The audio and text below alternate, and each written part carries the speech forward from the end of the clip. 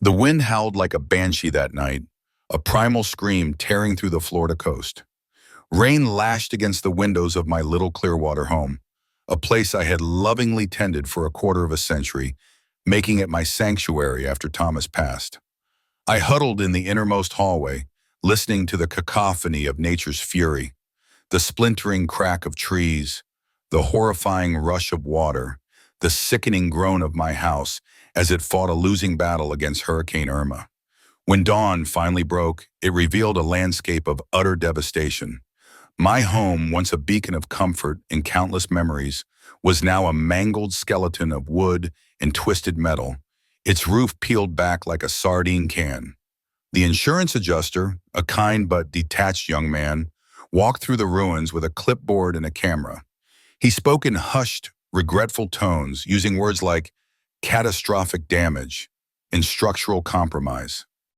Finally, he delivered the verdict that echoed the despair already pooling in my heart.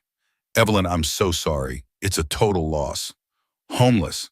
At 60 years old, I was suddenly adrift. My entire world reduced to a damp duffel bag containing a few photos, a worn blanket Thomas had given me, and a small, water-stained box of costume jewelry. There was nowhere left to go. Pride, I quickly realized, was a luxury I could no longer afford. My mind turned to Clara, my only daughter. She lived just 40 minutes away, nestled comfortably in a sprawling mansion within a meticulously manicured, luxury-gated community. Her husband, Marcus, was a successful real estate developer, and their life, from what I gathered through occasional phone calls, was one of effortless prosperity. Surely, I thought, my own flesh and blood would offer refuge, even if only for a few days, while I sorted through the wreckage of my life. Hope, a fragile thing, flickered. The drive felt endless, each mile taking me further from the devastation of my old life and closer to the pristine, untouched world Clara's inhabited. When I finally navigated the winding tree-lined streets of her community, the contrast was stark. Not a single branch was out of place, not a blade of grass disturbed. I pulled up to her imposing front door, the grandeur of the architecture feeling almost accusatory. My clothes, still damp and smelling faintly of mildew and desperation, clung uncomfortably to my skin. My hair was a tangled mess, and my face, I knew, must have been etched with fatigue and fear. I clutched my duffel bag and plastic tote, the paltry sum of my salvaged existence. I pressed the doorbell, the chime a melodious counterpoint to the storm's raw memory. After a moment, the heavy door swung inward. There stood Clara, a vision of polished perfection. She was impeccably dressed in crisp designer loungewear, her hair styled flawlessly, her makeup pristine. A delicate scent of expensive perfume wafted toward me, clashing with the salt and dampness clinging to my own clothes. Her eyes, usually cool and guarded, widened slightly in surprise, but there was no rush of warmth, no immediate embrace, no, "Mom, are you all right?" Just a carefully controlled, "Mother, what are you doing here?" My voice, a little shaky, struggled to form the words. "Clara, thank goodness. The hurricane, it was terrible. My house, it's gone, a total loss. I was hoping just for a few days you might have room for me, until I can figure things out." I tried to offer a weak smile, but it felt more like a grimace.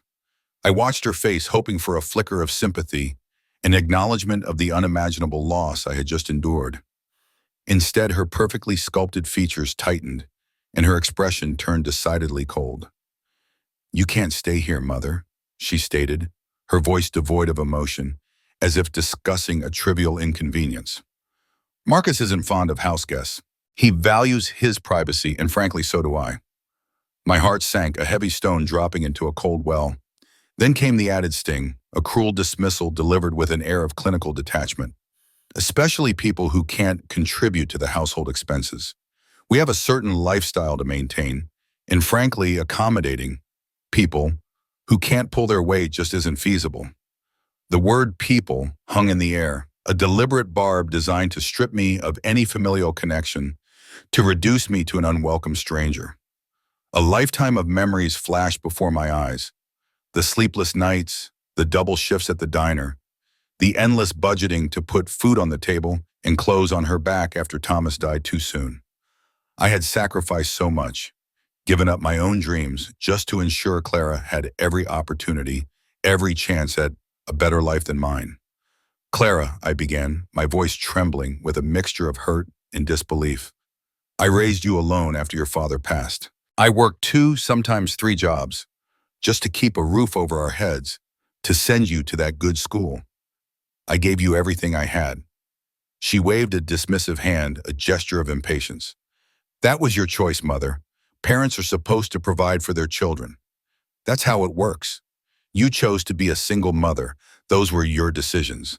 It doesn't mean I owe you anything now. It's not a reciprocal arrangement. Her words were a chilling echo of every fear I had ever harbored about her growing distance, her increasing self-absorption. The final blow came, swift and brutal. Look, my husband doesn't want an old pauper living in his house. It's that simple. The phrase old pauper hit me like a physical punch, draining the last vestiges of hope and dignity from my body. To be called that by my own daughter in my hour of greatest need. It was a betrayal so profound, so utterly heartless, that for a moment I could barely breathe. A sharp, searing pain shot through me, an emotional wound deeper than any physical injury the hurricane had inflicted. But as the initial shock subsided, a strange calm began to settle. A clarity. This wasn't the Clara I thought I knew, the little girl I had loved and nurtured. This was a stranger defined by cold calculation and superficiality. And in that calm, a quiet resolve, a nascent strength began to stir. I looked at her, truly looked at her, and realized I didn't need her. I didn't need this kind of family. A slow smile, entirely unexpected even to myself, spread across my face. It wasn't a smile of joy, but one of dawning realization, of quiet defiance. You know what, Clara? I said, my voice steady, surprising to her. You are absolutely right. I am an old pauper, and I certainly wouldn't want to inconvenience your wealthy husband or your pristine home. I need to call someone who actually cares. I reached into my bag, my fingers surprisingly steady, and pulled out my battered cell phone. Clara watched, a flicker of confusion crossing her face. I scrolled through my contacts, found the name, and pressed dial. Bringing the phone to my ear, I met Clara's gaze, my smile hardening just a fraction.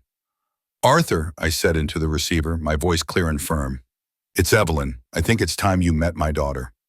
The metallic taste of hurt still lingered on my tongue as I listened to the phone ring, the sound a distant hum against the frantic pounding of my own heart. Arthur, it's Evelyn. I think it's time you met my daughter. The words had left my lips with a strange mix of calm and defiance, a stark contrast to the maelstrom of emotions swirling inside me. As I waited for Arthur to pick up, my gaze drifted past Clara, standing stiffly in her opulent foyer, to the gleaming marble floor, a surface so pristine it felt almost alien. My mind, a reluctant time traveler, drifted back, not 40 minutes but 25 years. It was another kind of storm then, a silent, internal one. Thomas's funeral, the day the world went from vibrant color to muted gray. Clara, then only 5, clung to my leg, her tiny hand gripping my dress so tightly it left creases in the fabric. She didn't fully understand, of course, only that Daddy was gone, and Mommy cried a lot. I remembered looking down at her innocent, tear-streaked face, a fierce, protective love swelling in my chest, a desperate promise forming in my heart. I would keep her safe. I would give her everything. That promise, I soon learned, was easier made than kept. The reality of our situation hit me like a physical blow when I finally dared to look at Thomas's meager savings account. A paltry $432. His life insurance policy, one he'd bought years ago when we were just starting out, was shockingly insufficient. It barely covered the funeral expenses and a month's rent. The options were grim. Pack up everything, leave Florida, and move back to my parents' small, chilly farm in Nebraska, or stay and fight. For Clara, I chose to fight. I chose to stay in the warmth, in the home Thomas had loved, and carve out a new life, no matter the cost. For the next 15 years, my life became a blur of relentless work. I had 2 triumphs, 2 uniforms, 2 distinct personalities I wore like masks. From 6 a.m. to 2 p.m., I was Evelyn, the cheerful, efficient waitress at Diner's Delight, balancing trays of eggs and toast, always ready with a smile and a fresh cup of coffee. From 10 p.m. to 6 a.m. after a quick cold dinner and just a few hours of fitful sleep, I transformed into Evelyn, the phantom cleaner, meticulously scrubbing floors and polishing surfaces in deserted office buildings. Sleep was a luxury I couldn't afford, a fleeting indulgence caught in snatches on the bus or during the 20-minute drive home. My body ached, my feet throbbed, and exhaustion became a permanent resident in my bones. But I always pushed through, fueled by the unwavering image of Clara's bright, eager face. The sacrifices were myriad, often hidden, and deeply personal. I'd skip lunch, claiming I'd eaten something earlier, while my stomach grumbled in protest. My shoes were always worn, patched, and lovingly maintained, never replaced until they literally fell apart. The worn leather of my old wallet seemed to mock me with its emptiness, but I never let Clara see it. The hardest sacrifice came when Clara was in high school. Her senior class was planning a trip to Washington, D.C., a rite of passage, an opportunity she desperately wanted. I didn't have the money. My wedding ring, a simple gold band that Thomas had slipped onto my finger with such love, became the ticket. I sold it, pretending I'd simply misplaced it, watching her eyes light up with joy as she recounted her trip, feeling a hollow ache in its place, but no regret. Piano lessons, a prom dress, college tuition, each milestone for Clara was a new mountain I had to climb.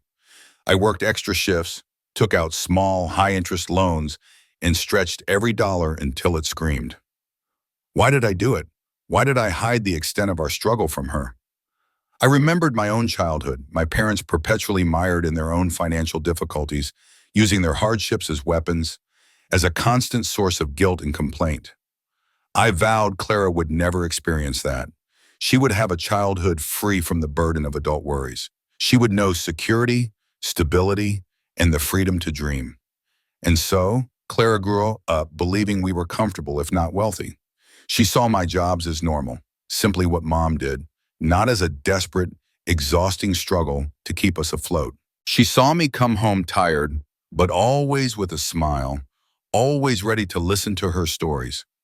She accepted the piano lessons, the prom dress, the college fund as a given, a natural extension of a mother's love, never fully grasping the sheer, back-breaking effort that paved her path. It was in college that Clara met Marcus. His family's wealth, their effortless lifestyle, their sprawling estate in a gated community, exposed her to a world I couldn't even imagine. Suddenly, our modest Clearwater home, the one I had poured my heart and soul into, began to seem small, almost shabby. My practical, worn clothes, the ones I bought for durability and comfort at the thrift store, were no longer mom's comfy clothes, but old and out of style. I saw it in her eyes, the subtle shift in her perception, the way she would sometimes glance at our living room with a polite, almost pitying look, as if seeing it through Marcus's family's sophisticated gaze. After graduation, Clara moved in with Marcus. The visits became fewer, the phone calls shorter, filled with polite chatter about her new life, her new friends, her new interests, all of them far removed from my world. The distance, both physical and emotional, stretched between us, a growing chasm. I remember the excruciating dinner with Marcus's parents, Eleanor and Richard. Eleanor, a woman draped in diamonds and disdain, had made several pointed comments about my humble beginnings, her tone dripping with thinly veiled condescension, each word a subtle jab at my unrefined background. Clara sat silently, offering no defense, no reassurance. At Clara's expensive wedding, a lavish affair that must have cost more than my entire retirement fund, I felt like an outsider, an imposter in my best dress, a relic from a past she was clearly trying to shed. The world of wealth, designer gowns, and polished manners felt alien, and I, her mother, was merely a guest, an embarrassing footnote. The distance grew wider, faster. Clara was building a new life, a grand, glittering existence that seemed to have no room for the quiet sacrifices, the worn shoes, or the old pauper who had given her everything. Standing on Clara's pristine doorstep, the phone still clutched in my hand, I finally understood. I hadn't just hidden my financial struggles from her, I had hidden myself. I had buried my pain, my exhaustion, my dreams deep within, creating a carefully constructed facade of unshakable strength. I had wanted to protect her from hardship, to give her a better, easier life. But in doing so, I had inadvertently created a daughter who saw me not as a mother who sacrificed, but as an old pauper, a mere inconvenience, someone incapable of contributing. The irony was a bitter, burning taste. The heavy silence that followed my phone call to Arthur stretched taut between Clara and me, thick with unspoken accusations and simmering resentment. Clara, her composure finally beginning to crack, fidgeted with the cuff of her silk pajama top, her eyes darting nervously towards the front door. I, on the other hand, felt a quiet calm settling over me, a strange mix of anticipation and relief. The storm outside had passed, but a different kind of turbulence was brewing within Clara's meticulously ordered world, and I was about to introduce the catalyst. Barely 20 minutes after I had spoken Arthur's name into the phone, a sleek, obsidian black Mercedes-Benz purred silently into Clara's expansive circular driveway. It was a vehicle that spoke of understated power and undeniable wealth, its polished chrome glinting under the afternoon sun, a stark contrast to my own modest, now destroyed life. Clara's head snapped up, her eyes narrowing as she peered through the glass panels of her front door. "Mom, who is that?" she asked, her voice tinged with suspicion, a note of annoyance creeping in. She wasn't used to unscheduled visitors, especially ones who arrived in such impressive fashion. Her world was one of appointments, scheduled deliveries, and carefully curated social interactions. This unannounced arrival, even before I could respond, was already an intrusion. The car door opened with a soft thud, and a man stepped out. He was tall, perhaps 65, with a distinguished mane of silver hair that caught the light, and a bearing that exuded quiet confidence. He moved with an easy grace, his shoulders back, his stride purposeful. He wasn't overtly flashy, but every element of his appearance screamed refined taste and substantial means. His tailored charcoal suit, cut from what looked like the finest wool, draped perfectly over his frame, and his Italian leather shoes, polished to a mirror sheen, bore the unmistakable mark of luxury. This was a man of influence, of consequence, and his presence immediately shifted the dynamics in Clara's grand foyer. As he turned toward the house, his eyes found me through the glass, and his face, previously composed, broke into a warm, genuine smile. A smile that reached his eyes, crinkling the corners with warmth. He picked up his pace slightly, his gaze fixed on me. "Evelyn, sweetheart, are you all right?" he called out, his voice a rich baritone filled with genuine concern.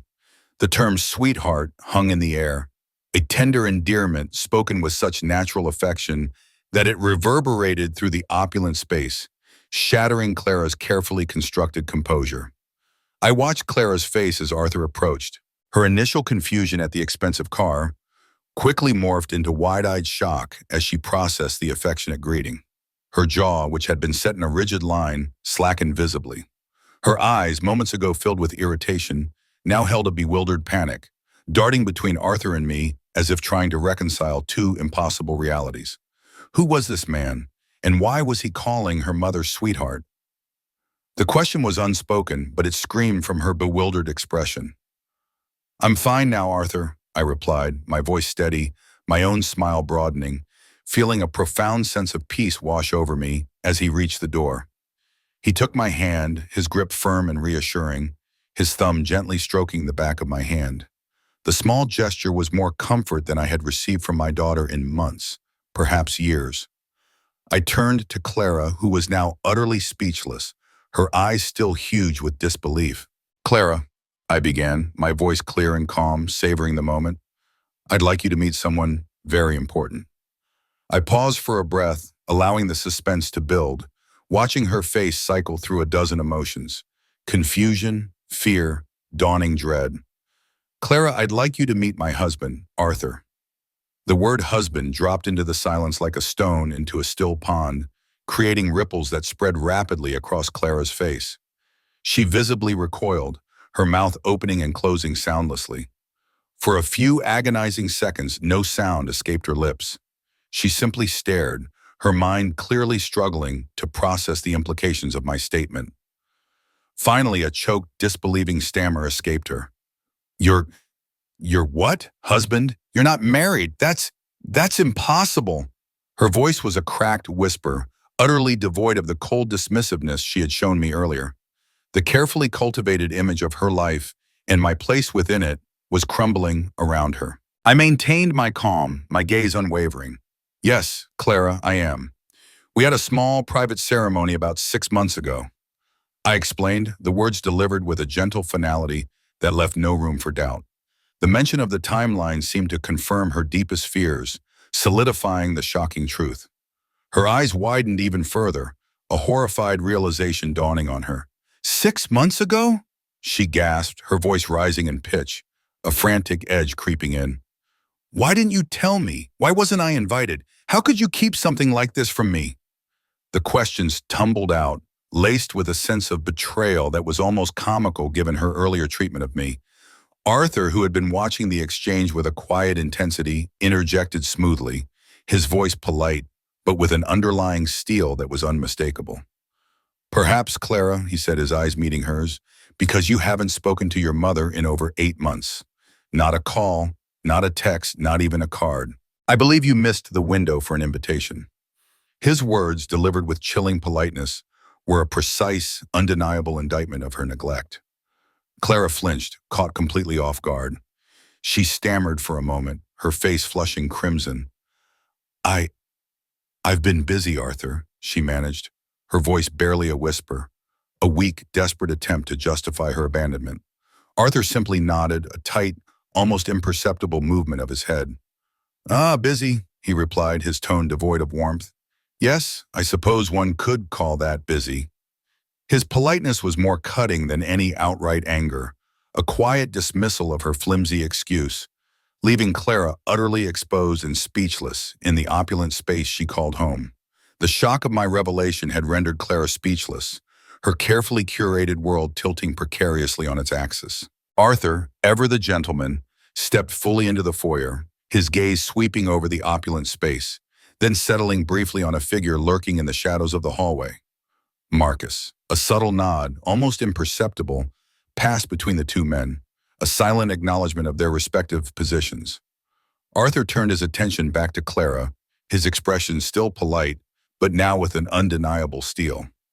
Clara, he began, his voice calm, I believe your husband, Marcus, runs a successful contracting business, doesn't he?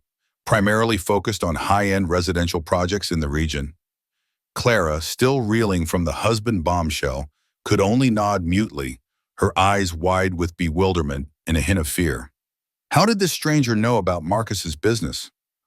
Arthur's smile remained tight, almost imperceptible. Indeed, I make it my business to know about the people who matter to my wife. That includes, of course, the various businesses and interests of her family. He paused, letting the implication hang in the air, before adding, his voice dropping to a low, pointed tone, including naturally the daughter who just turned her away in her hour of need. The color drained from Clara's face, leaving her complexion ghostly pale. The casual cruelty of her earlier words, the casual dismissal of my suffering, had now been laid bare by a man who was clearly not to be trifled with. She glanced instinctively toward the hallway where Marcus had been hovering, now a full shadow behind the archway, listening intently, his presence a palpable weight in the room. Arthur then addressed the root of Clara's earlier dismissal. Now, Clara, I understand you expressed some concerns about my wife staying here temporarily, something about house guests and contributing to household expenses, if I recall correctly. His tone was almost solicitous, a mock politeness that only amplified the sting of his words. Clara, still visibly shaken, weakly reiterated her stance. We simply don't take house guests, Arthur. It's not our policy. And Marcus, he just doesn't like unexpected company. Her voice, usually so self-assured, was now thin and reedy. Arthur listened patiently, a thoughtful expression on his face. Then, with a slow, deliberate movement that held the weight of untold wealth, he reached into the inner pocket of his finely tailored suit jacket. He extracted a slim, elegant leather checkbook and a fountain pen. I see, he murmured, flipping open the checkbook. Well, I certainly wouldn't want to inconvenience you or your husband or cause any disruption to your established policies. He looked up, his eyes meeting Clara's, a hint of something unreadable in their depths. Perhaps we can arrange for some fair compensation for the temporary accommodation. For, say, a week's stay, while Evelyn gets her affairs in order. Would $5,000 be acceptable? Or perhaps, given the luxurious surroundings, $10,000?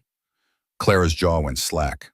Her eyes fixated on the checkbook, then on Arthur's face, then back to the checkbook as he uncapped his pen. The audacity, the sheer nonchalance with which he proposed such a sum for a mere week left her utterly dumbfounded. Her carefully constructed facade of indifference, of cold practicality, shattered completely. She was speechless as Arthur, with a flourish, began to write. He filled in the date, the payee, my name, Evelyn, and then with a flourish, a sum, $10,000. He held it up slightly so she could see. There, he said, tearing the check from the book with a crisp sound. For room and board, and of course for the inconvenience of having your mother in your opulent home. He extended it toward her. Clara recoiled as if burned. You can't just write a check and expect everything to be fine. Her voice was shaking now, indignant, as if he were the one being unreasonable. The sheer hypocrisy of her outrage was almost comical, but the hurt in my own heart was too fresh for me to find humor in it. Arthur's gaze sharpened, his politeness fading slightly, replaced by a steely resolve.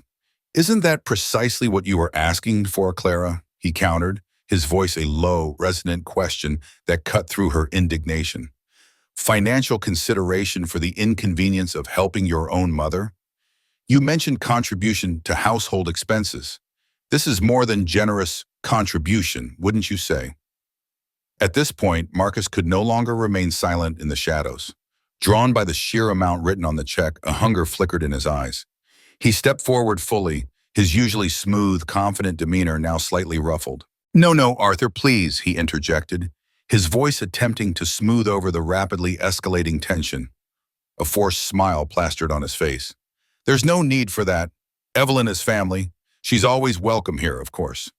He shot a pointed, furious glare at Clara, silently chastising her for her earlier remarks, clearly seeing the financial implications. Arthur merely raised an eyebrow, a gesture of dry amusement. Oh, is she? He drawled, his tone utterly devoid of warmth. He let his gaze drift slowly from Marcus to Clara, then back to Marcus. Funny, that's not what your wife was saying just moments ago.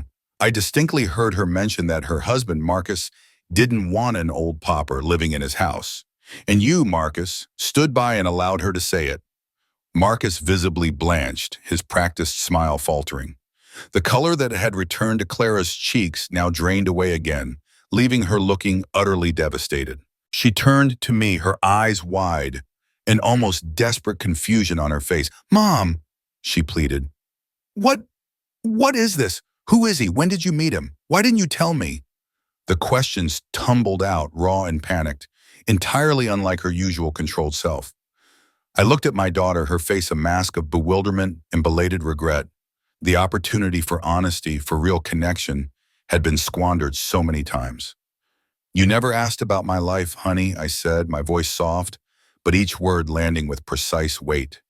You assumed I was just sitting in my little house, waiting for your occasional phone calls, existing in the background. Someone whose only value was being available to help you when it was convenient for you. My gaze was steady, unwavering, letting her absorb the full impact of her neglect. Arthur stepped closer, his presence a comforting warmth beside me. He placed a gentle, supportive hand on my back, a simple gesture that spoke volumes. Evelyn, sire, he said, his voice kind. We have other options, darling. More welcoming ones. He looked at me, a question in his eyes. Shall we go, darling? I met his gaze, feeling a profound sense of gratitude and belonging. Yes, Arthur, I replied, a quiet strength returning to my voice. Let's go. If you've been following my story, you know the unexpected turns life can take. Please like, share, and subscribe to hear how my journey unfolds. And let me know in the comments if you've ever had a similar awakening. 3 hours. That's all it took for my world to shift, not just geographically, but emotionally. I was no longer standing in Clara's cold, pristine foyer, soaked and humiliated. Instead, I sat on a plush sofa in a luxurious hotel suite, the kind of place I'd only ever glimpsed in magazines. The air was cool and faintly scented with lavender, a stark contrast to the mildew and despair that had clung to me just hours earlier. I was wearing new clothes, a silk loungewear set Arthur had insisted on buying for me downstairs. Soft, elegant, a gentle embrace against my weary skin. My old, damp things were neatly placed in a laundry bag, destined for a thorough cleaning. Arthur was in the adjacent bedroom, his voice a low, steady murmur as he made calls. I could hear snippets of conversation. Architects, structural integrity, reconstruction timeline. He was already arranging for my destroyed Clearwater home to be rebuilt, laying the groundwork for a future I hadn't dared to imagine just that morning.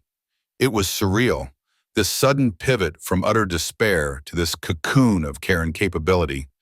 The insistent buzz of my new phone, a sleek device Arthur had handed me, startled me. I looked at the screen. Clara. Her name glowed, demanding attention. I hesitated for a moment, then answered, "Mom, oh, Mom, thank goodness you picked up." Her voice was tentative, a fragile thing, utterly devoid of the clipped arrogance she'd displayed earlier. I really need to talk to you about Arthur, about everything." "Oh," I replied, my voice steady, betraying none of the turmoil her call evoked. "What's there to talk about, Clara? You made your feelings quite clear earlier." I had to be firm. I had spent a lifetime cushioning her, protecting her. No more. A shaky breath on the other end. I know, I was awful, Mom. I truly was." "Yes, Clara," I stated simply. "You were awful." No sugarcoating. The truth, raw and unvarnished, hung in the air. "I'm so sorry," she whispered, a sob catching in her throat. "It's just Marcus. He gets so upset about financial things, about privacy, and the hurricane. It's been stressful for everyone. He was panicking about losing clients, and I reacted badly. I wasn't thinking. The familiar excuses, the deflection. For a moment, a wave of weariness washed over me. But then Arthur's quiet strength, his unwavering belief in me, bolstered my resolve. "Clara," I said, cutting her off, my voice sharp, though still calm, "don't blame Marcus for your choices. You made the decision to humiliate me. You chose to abandon me when I was most vulnerable. No amount of stress, no amount of panic justifies the words you used or the way you treated your own mother." The line was silent for a long moment, punctuated only by her ragged breathing. Then through stifled sobs, she finally admitted it. "You're right, Mom. You're absolutely right. I chose to hurt you instead of helping you. I chose to protect my marriage instead of protecting my mother." It was a painful, raw confession, a crack in the fortress she had built all around herself. "And now you want to know about Arthur," I said, my tone softening just a fraction. This was the opening. This was her chance, perhaps, to truly see me, not as an extension of her, but as an individual with her own life, her own story. "Yes, Mom," she breathed. "Please, I don't understand." "I met Arthur about 2 years ago," I began, letting the memories wash over me, a warm balm against the recent sting. "It was at the community center in Clearwater. You know, the one where I started volunteering after you left for college?" There was a surprised gasp from Clara. You volunteered? I didn't know that." "No," I replied, a faint, sad smile touching my lips. "You never asked." Arthur was coordinating a fundraiser for the center's new elderly outreach program. We were just colleagues at first, working together. Slowly, over months of late-night planning sessions and shared coffee breaks, it just grew. It was organic, natural. We talked, we laughed, we discovered a shared passion for helping others. I paused, remembering the quiet disbelief I'd felt when I realized his interest was personal.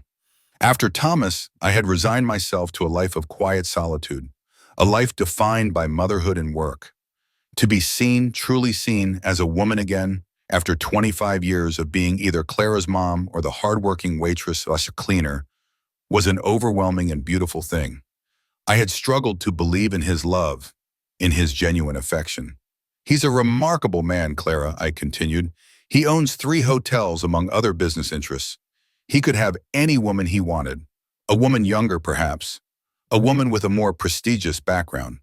But he chose me, a woman who, as he puts it, never had to scrub floors for money, but would if she had to, with her head held high. He saw me, Clara, for who I truly was. My voice hitched as I remembered his proposal. It wasn't grand or public. It was quiet, intimate, in my little storm-battered house before the hurricane. He had knelt, not just on one knee, but with genuine humility, and told me, Evelyn, you are the strongest, most resilient person I have ever met. You built a beautiful life, a beautiful daughter, from scratch, with nothing but your own will and love. That kind of strength, that kind of character, is worth more than any fortune. He recognized my worth, not for what I had, but for who I was, for what I had overcome. I never told him about the extent of our hardships, Clara, I confessed, a tear finally escaping and tracing a path down my cheek. About the skipped meals, the worn shoes, selling my wedding ring for your trip. But he figured it out on his own.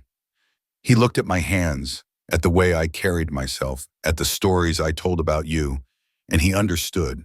He saw the struggle beneath the smile. On the other end, Clara's cries became louder, unrestrained. Oh, Mom, she sobbed, I never knew any of that. I was so blind. I never even saw it. Clara's heartbroken confession. I never knew any of that. I was so blind. I never even saw it. Hung heavy in the air, a testament to years of carefully hidden struggle and profound filial neglect. I let her cry, the raw emotion a stark contrast to her usual guarded self. It was a cleansing, a necessary breakdown of the walls she'd built around her heart. But there was more to reveal, another layer to peel back from the carefully constructed narrative of her life. There's something else you never knew, honey, I said softly, my own tears subsiding. That community foundation scholarship you received in your junior year of college, the one that covered your final 2 years of tuition and kept you from having to take out loans? I heard a sharp intake of breath on the other end. Yes, Mom, I remember it. It was a lifesaver. I was so grateful. I tried to find out who funded it, but the university said it was anonymous. It was Arthur, I revealed, the words a gentle bombshell. He'd been tracking worthy recipients for years, quietly funding bright, deserving students through an anonymous trust. He saw your academic record, your drive, your potential, and chose you. He had been helping our family for years, Clara, long before he even met me. Clara was stunned into silence. I could almost hear the pieces clicking into place in her mind, a new bewildering tapestry of our lives unfolding before her. The man who had been the subject of her earlier disdain, the stranger who had disrupted her perfect life, had actually been a silent benefactor, a guardian angel for her future. He was helping our family for years, she repeated, a tremor in her voice. Before he even knew you? Yes, I confirmed. He saw your success, your ambition, and told me it was proof that I'd raised you right, that all my hard work had paid off. A strangled sob escaped her. No, she gasped. No, Mom, he's wrong. I haven't been raised right. Not when I could treat you like that. Not when I could be so ungrateful and blind. The shame in her voice was palpable, a raw wound. I was ashamed, Mom. Ashamed of where I came from. Ashamed of you in front of Marcus and his family. I used them as an excuse to distance myself, to pretend I was someone else, someone better. Her words were a torrent of self-recrimination, finally unleashing the truth she had buried for so long. I threw you away, Mom. I threw away the most valuable thing I had because I was too proud, too focused on superficial nonsense. I closed my eyes, the weight of her confession a heavy burden, but also a sign of a potential healing. Arthur doesn't think you are thrown away, Clara, I corrected her gently. He thinks you're lost. There's a difference. Can I find my way back, Mom? She asked, her voice small, fragile. Can I fix this? I opened my eyes, gazing at the luxurious surroundings, a world away from the hurricane's devastation. That, Clara, I said, my voice firming, depends entirely on what you're willing to do to prove you've changed. The line went silent again, But this time it was a silence filled with a thought, not just despair. I waited, giving her the space to process, to decide. 2 weeks later, the phone rang again. It was Clara, her voice not just tentative, but desperate, strained as if pushed to its very limits. In those 2 weeks, a lot had changed for me. Arthur and I had decided against rebuilding in Clearwater. We were starting fresh, a new beginning in Sarasota, a beautiful plot of land overlooking the bay, a place where we could build a new home, a new life, together. Mom, Clara choked out, can you come over? Please, I need to talk to you. I really need your help. There was an urgency in her voice I hadn't heard since she was a little girl with a scraped knee. I agreed. Arthur, ever observant, offered to come with me, but I shook my head. This is something I need to do alone, I told him. He simply nodded, his trust in my judgment unwavering. When I pulled up to Clara's house, I immediately noticed the subtle, yet telling, signs of disarray. The perfectly manicured lawn was slightly overgrown in places, a few stray leaves clinging to the pristine brickwork. Marcus's sleek truck, usually immaculate, sat in the driveway with a fresh, ugly dent in the passenger side door. The curtains in the front windows were drawn haphazardly, and through the glass I could see shadows where expensive art and decorative pieces used to be. A chill ran down my spine. Clara opened the door and my heart lurched. She looked nothing like the polished, impeccably dressed woman who had opened this same door just a few weeks prior. Her hair was a tangled mess, her eyes red-rimmed and swollen from lack of sleep and relentless crying. She was wearing a faded t-shirt and sweatpants, clothes that looked like they hadn't seen a washing machine in days. Her face was gaunt, her skin pale, and she clutched a crumpled tissue in her hand. "Mom," she whispered, her voice barely audible. "Thank you for coming." She led me into the living room, which was shockingly unkempt. A stack of unread mail lay scattered on the coffee table. A half-empty coffee mug sat abandoned next to a discarded takeout container. My gaze swept over the room again. The ornate silver candelabra, the expensive porcelain vases, the framed photographs that usually adorned the mantelpiece. They were all gone. "What happened, Clara?" I asked, my voice soft. She collapsed onto the sofa, burying her face in her hands. "It's Marcus," she sobbed, her words muffled. "His business. It's failing, Mom. It's all failing." She pulled a thick folder from under a cushion and thrust it into my hands. Inside, I found a horrifying collection of bills, overdue notices, and legal documents. 3 months behind on their mortgage, credit cards maxed out, collection notices from multiple banks, and worst of all, a stark, menacing letter from the IRS threatening seizure of assets. "He took on too many risky projects," Clara explained, her voice raw with despair. "He was borrowing money, using credit lines to keep things afloat, just hoping for a big payout that never came. He lied to me for months, Mom. He told me everything was fine. I only found out yesterday when the bank called about the mortgage. When I confronted him, he just left. He packed a bag and left. He said he couldn't deal with it anymore." She looked at me, her eyes brimming with fresh tears. "He just abandoned me." The folder of financial ruin lay open on my lap, a grim testament to Marcus's deceit and Clara's willful ignorance. The opulent living room, once a symbol of her flawless life, now felt like a stage for a rapidly unfolding tragedy. Clara's confession, "He just abandoned me," still echoed in the silent, cluttered space. My gaze drifted from the damning documents to my daughter's disheveled form. "Claire," I began, my voice calm, unwavering. "Why are you telling me all this now?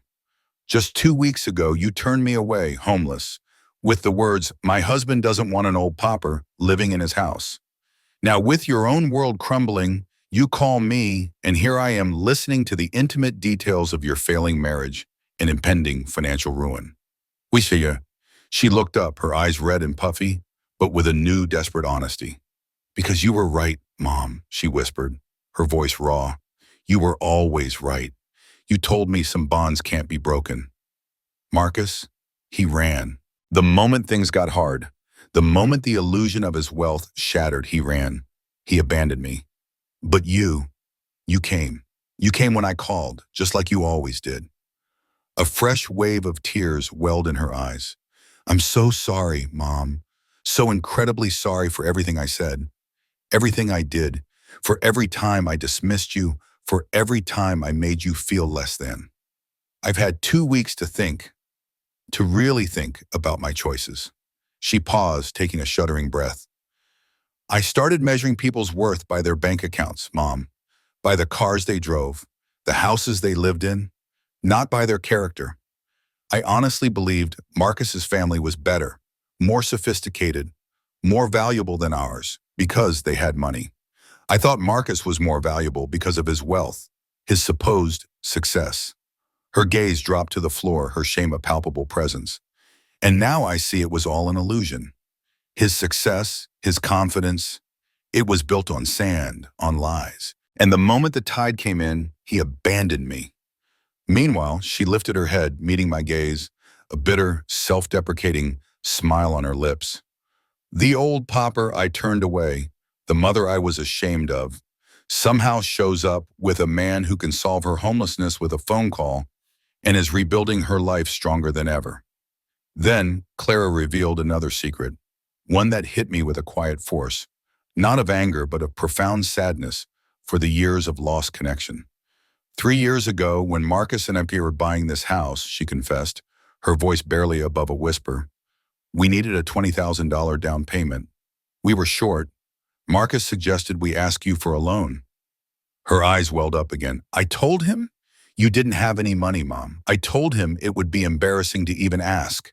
My pride, my foolish, stupid pride. I was so ashamed of our modest life, of what I thought was your poverty, that I lied. She buried her face in her hands again. And now I know, she sobbed. I know you would have found a way. You always did. You would have helped, just like you always helped. No questions asked. You would have given me everything you had, even if it meant sacrificing your own comfort. Just like you always did my whole life. Instead, we took the money from Marcus's business account. We dipped into a line of credit he shouldn't have been touching. It was the beginning of the end, Mom. One of many, many desperate choices. If I had just swallowed my pride and asked my mother for help, none of this would have happened. I reached out, taking her trembling hand in mine. Her skin was cold. Clara, I said gently, this financial disaster, this abandonment, it's not your fault. It's Marcus's. His risky decisions, his lies, his irresponsibility. You were kept in the dark. But Clara, for the first time, showed a genuine humility, a willingness to accept responsibility for her own part in her downfall, however small. No, Mom, she insisted, shaking her head. No, I know that, but my choice to be too proud, too ashamed to ask for help, to dismiss you, that was mine. And that's on me. She looked at me, her eyes pleading. I don't know what's going to happen to me now. I don't know what I'll do about Marcus or about this house, but if I lose everything, if I have to start over from scratch, would you consider letting me be part of your life again? Not for money, Mom, not for help with all this mess, just for forgiveness, just for a chance to be your daughter again. Her words were a stark echo of my own plea just weeks ago, a mirror reflecting her own desperation. The roles had reversed, the power dynamic irrevocably shifted.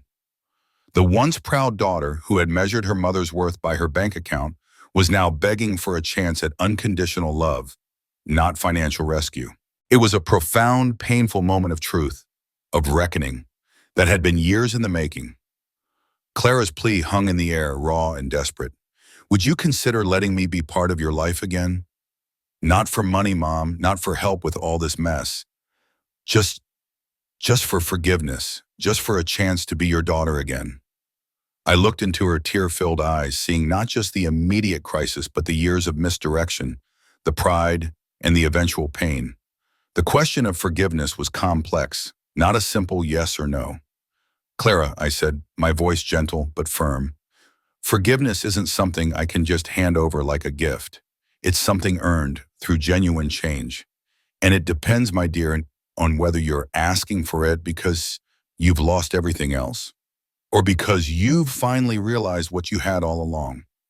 It was a hard truth, but one she needed to hear. The silence that followed was heavy, but it was a silence of dawning comprehension, not resentment. 6 months later, the scent of sea salt and blooming jasmine filled the air of my new home in Sarasota. Arthur and I stood on the expansive back porch, mugs of steaming coffee in our hands, watching the sunrise paint the sky in hues of rose and gold over the glittering expanse of the bay. The house, designed with Arthur's impeccable taste and my practical considerations, was a sanctuary of warmth and light, a stark contrast to the ruins of my past.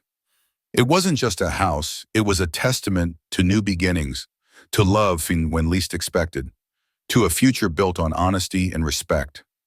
We shared a quiet smile, savoring these small, perfect moments, the effortless euphoria of two souls finally at peace.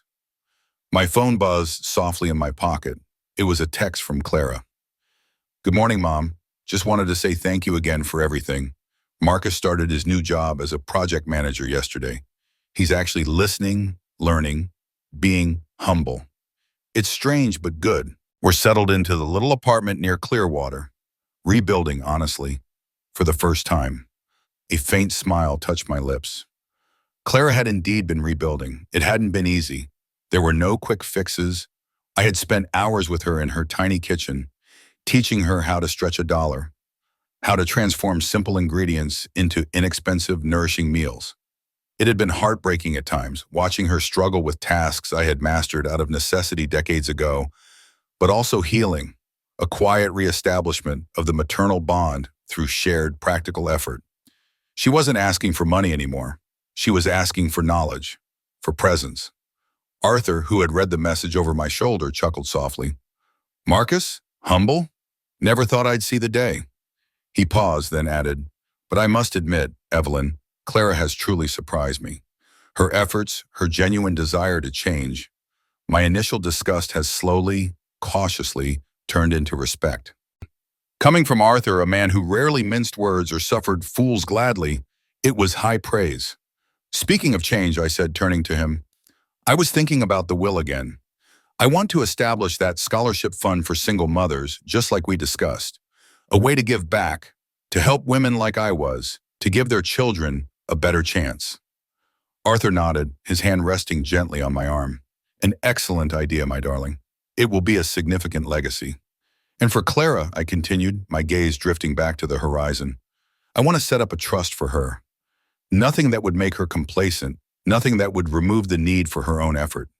Just a safety net, enough to know she won't ever be truly destitute, but not so much that she doesn't learn the value of what she earns, what she builds herself." Arthur looked at me, a knowing glint in his eyes. "That's a wise decision, my love. It shows both forgiveness and tough love." "And what about Marcus?" I thought for a moment.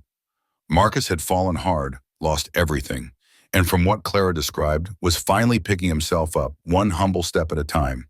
His skills as a builder were legitimate, even if his business practices had been flawed. "Mitchell Properties," I mused, referring to Arthur's development company. "You're always looking for good project managers for your affordable housing initiatives, aren't you? Someone who knows the construction business inside and out, but needs a fresh start, a lesson in integrity." Arthur's eyebrows raised slightly. He understood. It wasn't just about giving Marcus a job. It was about bringing Clara closer, about cementing her new path, about showing her that second chances were possible, not just for her, but for those around her too. "It could work," he said slowly, thoughtfully. "He has the technical expertise. And a newfound humility, you say? That's a rare commodity in this industry." He squeezed my hand. "Anything to keep my wife happy and her daughter closer." I smiled, feeling a profound sense of peace. Most of the pieces of my life, broken by the hurricane and Clara's rejection, were now not just put back together, but stronger, more beautiful than before. But there was still one other thing, the conversation with Clara about my past sacrifices, the full, unvarnished truth of those years of struggle that I had hidden from her. She had gotten glimpses, heard fragments, but she still hadn't heard it all. Just then, my phone buzzed again. Another text from Clara. "Mom, I just wanted to tell you again how truly sorry I am for everything. Thank you for not giving up on me." I gazed at the sunrise, a symbol of new beginnings, of light after darkness. It was time. Time for Clara to know the full truth of who I was, who I had been, and what I had endured for her. I was ready. I was no longer just a mother, defined by sacrifice. I was Evelyn, Arthur's wife, a woman of strength, resilience, and compassion. And from this place of newfound freedom and self-acceptance, I could offer love, not from desperation, but from a complete whole heart.